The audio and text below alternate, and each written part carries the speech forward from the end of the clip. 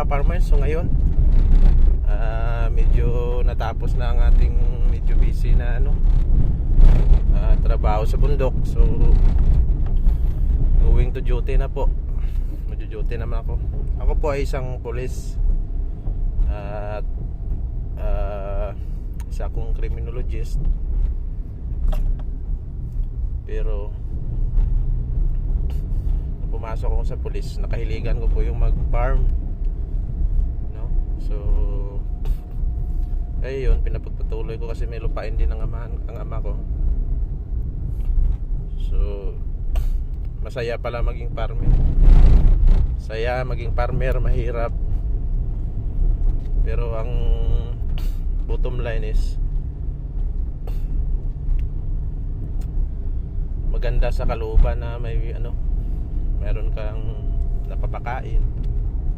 Kasi hindi naman natin ma-negate na lahat ng sektor ng lipunan ay umaasa lang talaga sa agriculture, farming. Dito kumukuha ng pagkain. So ngayon magjo-duty na naman ako. Magsiservisyo na naman tayo sa tao.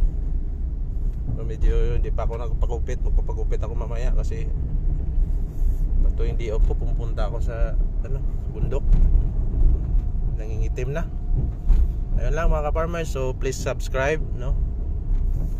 Mag-subscribe kayo sa aming channel at lubos ko pang pasasalamatan. So, awa ng Diyos, baka naman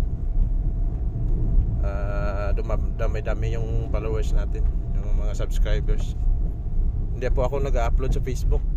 Nasa lang po ako, YouTube. Kasi alam mo naman yung mga tao, ang daming mata sa Facebook. Dito sa YouTube halos lahat mga totoong tao dito. Salamat.